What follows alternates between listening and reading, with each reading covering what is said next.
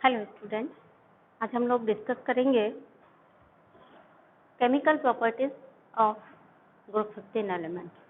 तो सबसे पहले इसमें डिस्कस करेंगे reactivity of group 15 elements towards hydrogen. तो हाइड्रोजन के साथ जब भी कोई भी एलिमेंट कंपाउंड बनाता है तो हाइड्रोजन के साथ उस एलिमेंट के कंपाउंड को हम हाइड्राइड कहते हैं। तो आज हम लोग डिस्कस करेंगे ग्रुप 15 एलिमेंट्स किस तरह से हाइड्राइड्स बनाते हैं। तो चलिए हमारे साथ reactivity towards hydrogen. All elements of group 15 form hydrides of MH3 type. The shape of the hydride is distorted, pyramidal and nature is covalent. Shape distorted pyramidal होती है, nature covalent होता है और सभी MH3 टाइप के hydride बनाते हैं। यहाँ MH3 का मतलब M का मतलब क्या है? M का मतलब है यहाँ पर नाइट्रोजन, फॉस्फोर, नानी, पापा, आंसू, सब, बीमा। ठीक है, M का मतलब ये हुआ, यानी ये सभी हाइड्राइड बनाते हैं। नाइट्रोजन NH3 बनाएगा, फॉस्फोरस CH3 बनाएगा, आर्सेनिक ASH3 बनाएगा, Sb एंटीमनी SbH3 बनाएगा और ये BiH3 बनाएगा। जो नाइट्रोजन का हाइड्राइड है उसका नाम अमोनिया, फॉस्फोरस का हाइड्राइड फॉस्फीन, AS यानी आर्सेनिक का हाइड्राइड आर्सेन, एंटीमनी का हाइड्राइड स्ट्रिबाइन एंड बिस्मथ का हाइड्राइड इज कॉल्ड एज बिस्मेथाइन। ठीक है, शेप ऑफ हाइड्राइड कैसी होगी? ये होगी डिस्टॉर्टेड पिरामिडल। ये डिस्टॉर्टेड पिरामिडल शेप कहाँ से आई? हम लोग कैसे निकालते हैं? हाइब्रिडाइज्ड ऑर्बिटल्स की संख्या निकाल करके निकालते हैं। अगर आपको नहीं पता है तो हमारे साथ कैलकुलेट करिए। हाइब्रिड यहाँ पे है, HO का मतलब हुआ hybridised orbitals. HO means hybridised orbitals in MS3। MS3 का मतलब ऑल हाइड्राइड के लिए कॉमन एक बार निकाल ले रहे, ऐसे अलग अलग NH3, PH3, SH3 के लिए नहीं। तो MS3 का मतलब हुआ, M का मतलब हुआ P ब्लॉक एलिमेंट का कोई भी एलिमेंट हो सकता है, नानी, पापा, आंसू, सब बीमार में से कुछ भी। तो M की जगह कोई भी एलिमेंट हो सकता है, यानी MS3 इक्वल टू फॉर्मूला होता है हाइब्रिडाइज्ड ऑर्बिटल्स निकालने के लिए V plus M minus P plus A divided by 2।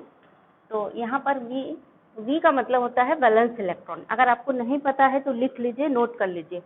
V means valence electron, M मतलब monovalent attached in central metal atom और V मतलब वैलेंस इलेक्ट्रॉन सेंट्रल एटम का। Central atom के बैलेंस इलेक्ट्रॉन की संख्या, बैलेंस मतलब आउटरमोस्ट शेल के electron की संख्या।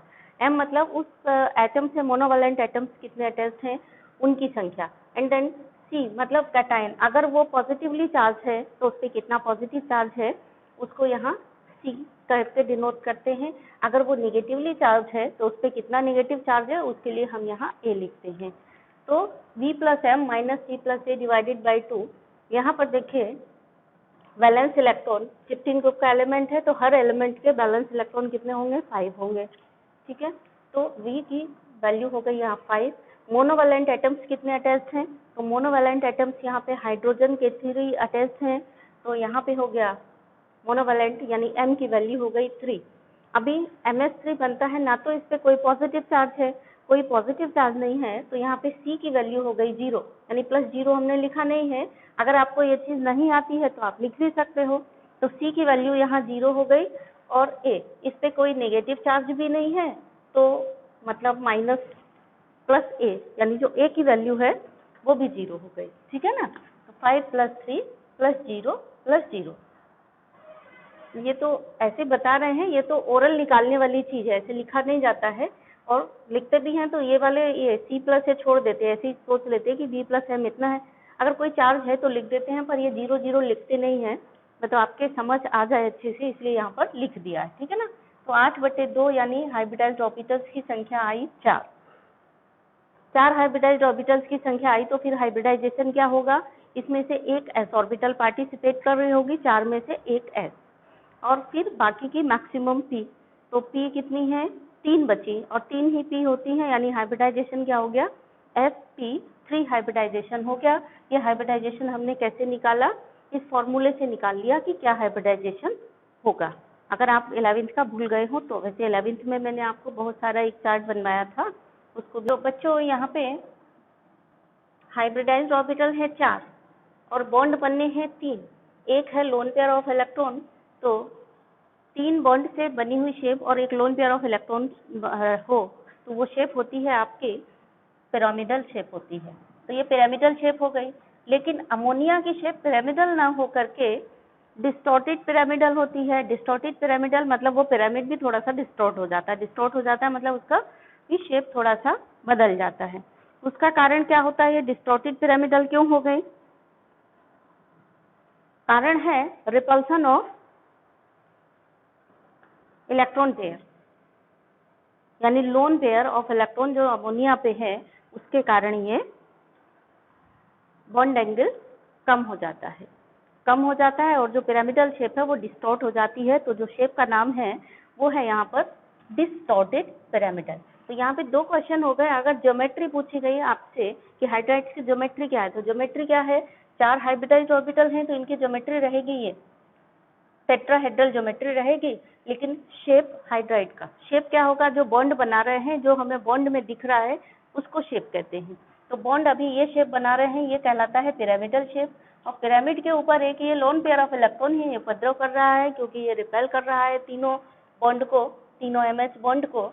तो क्या हो रहा है? बॉन्ड पेयर लोन पेयर का repulsion, lone pair bond pair repulsion is greater then bond pair repulsion. Bond pair का मतलब क्या हुआ?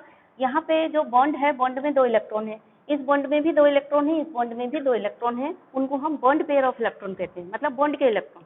और जो बॉन्ड नहीं बना रहे हैं, केवल लोन पेयर के प्रेजेंट पेयर के रूप में इस तरह से हैं ऑर्बिटल में, उनको हम कहते हैं लोन पेयर ऑफ इलेक्ट्रॉन। तो ये लोन पेयर ऑफ इलेक्ट्रॉन है, ये बॉन्ड पेयर इलेक्ट्रॉन है। अगर आपको नहीं पता है तो आप नोट करिए इसको। तो loan pair of bond pair repulsion is greater then bond pair repulsion. तो एक्चुअल में जो नॉर्मल टेट्राहेड्रल बॉन्ड एंगल होता है, इस कंडीशन में अगर चारों बॉन्ड बन रहे होंगे और उस कंडीशन में बॉन्ड एंगल क्या होना चाहिए? 109.5, यानी 109.5 इतना होना चाहिए बॉन्ड एंगल, लेकिन इतना होता नहीं है। ठीक है, तो टेट्राहेड्रल बॉन्ड एंगल होना चाहिए 109.5 डिग्री, लेकिन ये होता नहीं है। उसका कारण क्या है? ये भी बहुत इंपॉर्टेंट क्वेश्चन आपसे पूछा जाता है। तो इस बॉन्ड एंगल का कारण यहाँ पर ये होगा कि लोन पेयर इज प्रेजेंट, जिसका कि रिपल्सन ज्यादा है, वो इन तीनों बॉन्ड को रिपेल कर रहा है। तो जो बॉन्ड एंगल इतना होना चाहिए था उससे थोड़ा सा कम हो गया और इसी के कारण शेप डिस्टॉर्टेड हो गया। तो डिस्टॉर्टेड पिरामिडल शेप क्यों हुआ? Due to presence of lone pair of electron. ठीक है बच्चों, ये मान लीजिए हमारे पास ये है, ये शेप होती है पिरामिडल शेप। देखिए ये पिरामिडल शेप है, सॉरी टेट्राहेड्रल शेप है। अब टेट्राहेड्रल में ये जो बॉन्ड एंगल इस तरह से 109 डिग्री एंगल का रहना चाहिए, ये नहीं है क्योंकि ये थोड़ा सा दब गया है, 109 से कम हो गया। नॉर्मल टेट्राहेड्रल बॉन्ड एंगल होना चाहिए था 109, उससे कम हो गया। और ये लोन पेयर ऑफ इलेक्ट्रॉन है, ये लोन पेयर ऑफ इलेक्ट्रॉन क्या कर रहा है? इसको, इन बॉन्ड को रिपेल कर रहा है। तो बॉन्ड एंगल थोड़े थोड़े कम हो गए देन 109.5 से। ठीक है, तो शेप हो गई इसकी कैसी वाली? Distorted pyramidal. और उसका रीजन क्या हुआ? उसका रीजन हुआ presence of lone pair of electron. ठीक है, देन नेक्स्ट चलते हैं, lone pair bond pair repulsion is greater then bond pair repulsion. अगर आपको पता नहीं है तो आप इस चीज को नोट कर लीजिए कि ये लोन पेयर और ये बॉन्ड पेयर, इन दोनों के बीच का रिपल्सन इस बॉन्ड पेयर और इस बॉन्ड पेयर के रिपल्सन से ज्यादा होगा। तो ये क्या करेगा? ये लोन पेयर इसको इधर खिसका देगा। ठीक है, इसलिए ये डिस्टॉर्टेड हो जाता है पिरामिड का शेप। देन आइए इसमें बात करते हैं हम मेल्टिंग पॉइंट में। तो बहुत इम्पॉर्टेंट चीजें हैं, 2 पॉइंट नोट करने के। मेल्टिंग पॉइंट हाइड्राइड्स के केस में हमेशा 2 बातों पर डिपेंड करता है। एक तो सेंट्रल एटम, हाइड्रोजन तो सभी में एक समान है, सेंट्रल एटम का साइज छोटा बड़ा है, तो सेंट्रल एटम के साइज पर डिपेंड कर रहा है। सेंट्रल एटम का साइज अगर बढ़ेगा तो सरफेस एरिया बढ़ेगा, और अगर सरफेस एरिया बढ़ेगा तो van der Waals force of attraction बढ़ेंगे, van der Waals force of attraction बढ़ेंगे तो मेल्टिंग बॉइलिंग पॉइंट भी बढ़ेगा। एक तो इस बात पर डिपेंड करता है, और दूसरी बात डिपेंड करती है हाइड्रोजन बॉन्डिंग पर। अगर किसी कंपाउंड में हाइड्रोजन बॉन्डिंग होगी तो उसका मेल्टिंग पॉइंट या बॉइलिंग पॉइंट एक्सेप्शनली ज़्यादा हो जाएगा। क्यों हो जाएगा? क्योंकि हाइड्रोजन बॉन्डिंग के कारण जो मॉलिक्यूल्स होते हैं वो एसोसिएटेड फॉर्म में होते हैं। तो एसोसिएटेड फॉर्म मतलब जुड़े जुड़े रहते हैं। जुड़े रहते हैं तो उनका मेल्टिंग पॉइंट और बॉइलिंग पॉइंट आपस में जुड़े होने के कारण ज़्यादा हो जाता है। तो इस केस में भी हम यही दोनों के बेस पर देखेंगे और ध्यान रखेंगे। तो नॉर्मल हमारे हाइड्राइड्स ये हैं, नानी पापा आंसू सब बीमार। पहले वाले में सोचेंगे, अगर सरफेस एरिया के हिसाब से सोचेंगे तो नाइट्रोजन का सरफेस एरिया सबसे कम है और उसके हाइड्रोजन 3 सब में बराबर है, तो इनसे तो सरफेस एरिया पे इफेक्ट पड़ेगा नहीं, सब पे 3 एटम है, तीनों बराबर स्पेस घेरेंगे। सरफेस एरिया पे असर किससे पड़ेगा? ये सेंट्रल एटम यानी नानी पापा आंसू सब बीमार, नाइट्रोजन फास्फोरस आर्सेनिक, इनसे पड़ेगा।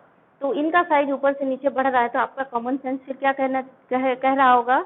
आपका कॉमन सेंस कह रहा होगा कि यहाँ से यहाँ नीचे आएंगे तो साइज मतलब मेल्टिंग पॉइंट क्या होगा? बढ़ना चाहिए, क्योंकि सेंट्रल एटम का साइज बढ़ रहा है और सरफेस एरिया बढ़ रहा है। सरफेस एरिया बढ़ रहा है तो van der Waals force of attraction भी बढ़ रहे हैं। एकदम सही सोचा आपने, लेकिन नाइट्रोजन का एक्सेप्शनल केस है, बाकी नाइट्रोजन छोड़ के यहाँ से यहाँ तो बढ़ेंगे, और जो आपने सोचा वही सही है कि बढ़ेंगे। क्यों? क्योंकि सरफेस एरिया बढ़ रहा है सेंट्रल एटम का, सरफेस एरिया बढ़ने के कारण। तो क्या हुआ? मेल्टिंग पॉइंट का ट्रेंड क्या होगा? यहाँ से यहाँ क्या होगा? इंक्रीज होगा, है ना? मेल्टिंग पॉइंट इंक्रीज होगा। रीजन क्या होगा? रीजन होगा due to increase in surface area. Surface area बढ़ेगा, वैन डेर वाल्स फोर्सेस बढ़ा, van der Waals forces of attraction बढ़ा, अट्रैक्शन बढ़ा तो ज्यादा। लेकिन melting point of NH3 is highest. Ammonia का मेल्टिंग पॉइंट हाईएस्ट होगा। तो अगर आप इनको इंक्रीजिंग ऑर्डर में, बढ़ते हुए क्रम में लिखेंगे तो इनको हम किस तरह से लिखेंगे? अमोनिया का हाईएस्ट है तो अमोनिया का यहाँ पहुंच गया सबसे इधर हाईएस्ट में, और फिर सबसे कम रह गया किसका? PS3 का। इंक्रीजिंग ऑर्डर में लिखेंगे तो ये हो गया PS3, ASH3, SPS3, BIS3 and then NH3। यानी हाईएस्ट मेल्टिंग पॉइंट हुआ NH3 का और लीस्ट मेल्टिंग हुआ PS3 का। तो ये दो रीजनिंग के क्वेश्चन हो गए कि वाई। क्वेश्चन नोट कर लीजिए, ये एक यहाँ से हो गया Y highest melting point NH3 का, कि why among group 15 hydride NH3 has highest melting point. ठीक है। और दूसरा हुआ ये कि why among group 15 hydride PH3 has least melting point. ये दोनों बढ़िया रीजनिंग क्वेश्चन हो गए जिनका जो एग्जाम में आने लायक है। और तीसरा क्वेश्चन यहाँ से बनता है कि why melting point decrease on moving down. यानी हम यहाँ से यहाँ आते हैं तो मेल्टिंग पॉइंट, सॉरी मैंने गलत बोल दिया, डिक्रीज बोल दिया। यहाँ से यहाँ जब आते हैं तो मेल्टिंग पॉइंट इंक्रीज क्यों हुआ, उसका रीजन बताइए, ये क्वेश्चन हुआ। तो ये अपने आप में क्वेश्चन होगा। और सबसे ज्यादा इंपॉर्टेंट जो A+ ग्रेड का क्वेश्चन हुआ वो यहाँ से आता है अरेंज करने के लिए, कि ये आपको दे दिए, इनको अरेंज करिए on the basis of increasing melting point या बॉइलिंग पॉइंट करके इंक्रीजिंग ऑर्डर या डिक्रीजिंग ऑर्डर में लगाने के लिए आता है। उस समय आपको ये ध्यान रखना है, ये जो साइन है, कई बार बच्चे ये साइन उल्टे लगा देते हैं। सब कुछ सोचते सही हैं, एनालिसिस भी सही करते हैं, पर जल्दी में साइन उल्टे लगा देते हैं। अगर आपसे इंक्रीजिंग ऑर्डर पूछा गया तो इंक्रीजिंग ऑर्डर मतलब इस तरीके के साइन पहले ही लगा लो कि ग्रेटर देन मतलब ज्यादा वाला उधर जाना है, फिर सोच करके लिखो कि जो सबसे ज्यादा है उसको हम इधर लिखें, जो सबसे कम है उसको हम इधर लिखें। ठीक है। तो इसका कारण क्या हो गया? Due to intermolecular hydrogen bonding NH3 has highest melting point. NH3 का हाईएस्ट मेल्टिंग पॉइंट क्यों हो गया? क्योंकि उसमें इंटरमॉलिक्यूलर हाइड्रोजन बॉन्डिंग हो रही है। और ये इंटरमॉलिक्यूलर हाइड्रोजन बॉन्डिंग के लिए आप इस तरह से ऐसे डायग्राम भी बना करके दिखा सकते हो, जहाँ NH3, ये NH3 का मॉलिक्यूल, ये NH3 का N और H के बीच में हाइड्रोजन बॉन्डिंग आप ऐसे डॉटेड लाइन से दिखा देंगे। ठीक है। और उसको लेबल कर देंगे तो ये आपका बेटर हो जाएगा। मीन्स आंसर जो है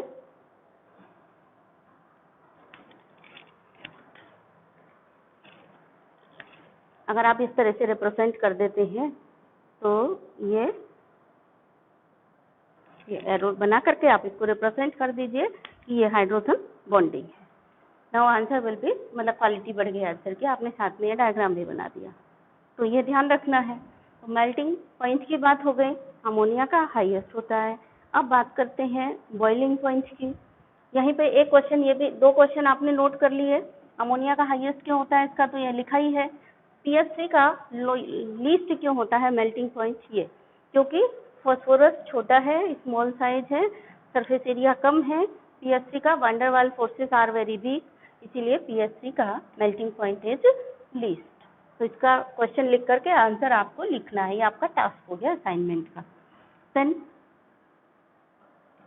पीएच3 से एसबीएच3 तक मॉलिक्यूलर साइज इंक्रीजेस, तो van der Waals forces also increases correspondingly, hence melting point increase down the group except ammonia। तो ये 2 का आंसर हमने बता दिया है, इसका आपको लिखना है, it's your task. Now come to the boiling point. Boiling point में देखेंगे तो बॉइलिंग पॉइंट में भी वही दोनों फैक्टर काम करते हैं कि साइज बढ़ेगा, सरफेस एरिया बढ़ेगा, van der Waals forces of attraction बढ़ेंगे, यानी बॉइलिंग पॉइंट बढ़ेगा।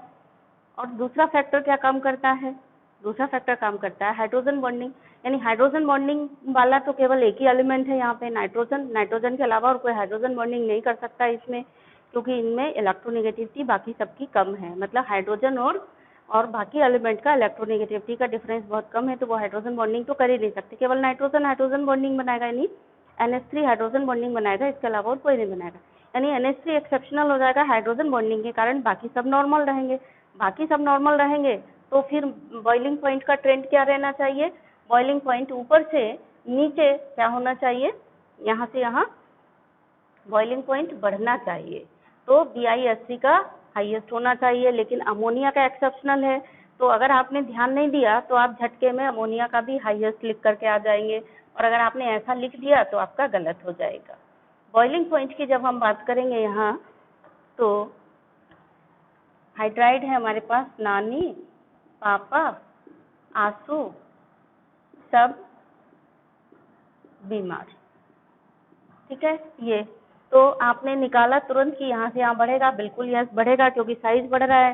लेकिन नाइट्रोजन यानी अमोनिया का बॉइलिंग पॉइंट कितना होगा, तो ज़्यादातर बच्चे अगर ये सही किया तो ये क्वेश्चन गलत होगा, ये क्वेश्चन आपने सही किया तो ये गलत होगा, क्योंकि आप तुरंत आपके दिमाग में सेट हो गई बात कि हाइड्रोजन बॉन्डिंग है तो बॉइलिंग पॉइंट इसका हाईएस्ट होगा, क्योंकि मेल्टिंग पॉइंट हाईएस्ट था, लेकिन बॉइलिंग पॉइंट हाईएस्ट नहीं होगा। बॉइलिंग पॉइंट कितना होगा, बॉइलिंग पॉइंट इसको यहाँ पर बीच, मतलब 4 है, इसको तो अलग निकाल दिया आपने अमोनिया को। अब बचे 4 में से अमोनिया को कहाँ रखेंगे, 2 और 2 को पेयर बना करके बीच में ले जाएंगे अमोनिया को, ऐसे याद रखेंगे ये, ठीक है। ये आप कैसे याद रखोगे, भूल जाते हैं, एक चीज याद रहेगी, एक भूल जाओगे, या तो ये गलती करोगे या वो गलती करोगे, दोनों ही बहुत इंपॉर्टेंट है। गलती ना करो इसके लिए मेमोरी एड एक कुछ ध्यान कर लो, तो क्या याद करोगे,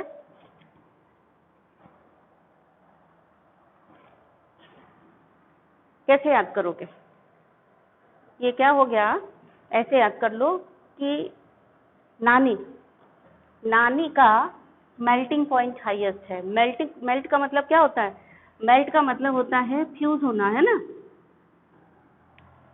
मेल्टिंग पॉइंट, मेल्ट का मतलब क्या होता है, मेल्ट मतलब फ्यूज होना, ठीक है, यहाँ लिखती हूँ। मेल्ट मतलब फ्यूज होना, फ्यूज होना मतलब अपन नॉर्मल ऐसे डेली यूज में जब एक दूसरे से बोलते हैं, किसी को जल्दी गुस्सा आ जाता है तो अपन कैसे कहते हैं, अरे ये तो बहुत जल्दी फ्यूज हो जाता है, ऐसे बोलते हैं ना, जल्दी फ्यूज हो जाता। नानी बहुत देर में फ्यूज होती है, क्योंकि नानी का मेल्टिंग पॉइंट हाईएस्ट है, तो नानी देर में फ्यूज होती हैं। आपने वैसे भी देखा होगा घर में छोटे बच्चों को जल्दी गुस्सा आता है, बड़े बुजुर्ग लोगों को देर में गुस्सा आता है, तो नानी को देर में गुस्सा आएगा, यानी नानी जो है, नानी देर में फ्यूज होंगी, तो ये आपका मेमोरी एड हो गया, यानी नानी का मेल्टिंग पॉइंट हाईएस्ट अब आपको याद रहेगा, क्योंकि नानी सबसे बड़ी है परिवार में, तो इनका मेल्टिंग पॉइंट क्या होगा, हाईएस्ट होगा, ऐसे याद रखो। अब पानी की बात आई, पानी का बॉइलिंग पॉइंट यानी नानी का ये यहाँ है, और बॉइलिंग पॉइंट कहाँ रहेगा, बॉइलिंग पॉइंट बीचों बीच रहेगा, नानी का बॉइलिंग पॉइंट बीचों बीच, ऐसे याद रखो, बीच में लाए ना नानी को, तो ऐसे याद रख लो बीचों बीच, ठीक है। बॉइलिंग पॉइंट कहाँ रहेगा? बीचों बीच। बी को बी से जोड़ लिया, बॉइलिंग बीच, बॉइलिंग बीच, मतलब बॉइलिंग पॉइंट कहाँ रहेगा? बीच में रहेगा। बी और बी कनेक्ट कर लिया, मेल्टिंग पॉइंट अपने आप याद हो जाएगा कि मेल्टिंग पॉइंट हाईएस्ट है।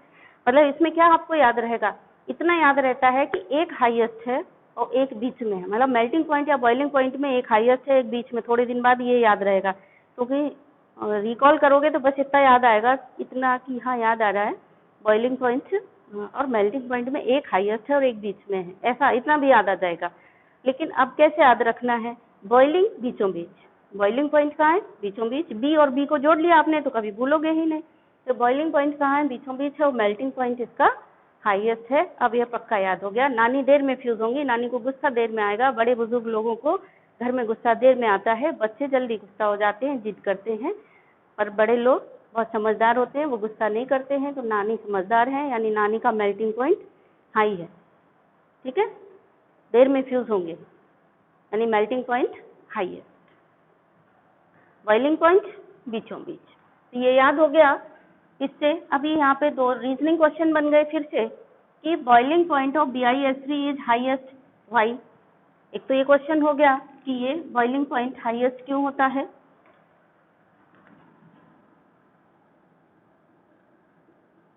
BiS3 का तो आप बता देंगे। नॉर्मल रीजन है कि जब हम यहाँ से यहाँ चले तो सेंट्रल एटम का साइज बढ़ता है और Bi हाईएस्ट मतलब सबसे बड़ा साइज है, लार्जेस्ट साइज इन। तो सरफेस एरिया कितना होगा? BiS3 का लार्जेस्ट साइज है तो सरफेस एरिया सबसे ज्यादा है, लार्जेस्ट है, इसीलिए इसका बॉइलिंग पॉइंट भी हाईएस्ट है। अभी PS3 का लीस्ट क्यों है? तो इसमें वही रीजन हो गया जो मेल्टिंग पॉइंट का था कि मेल्टिंग पॉइंट कम क्यों था PS3 का?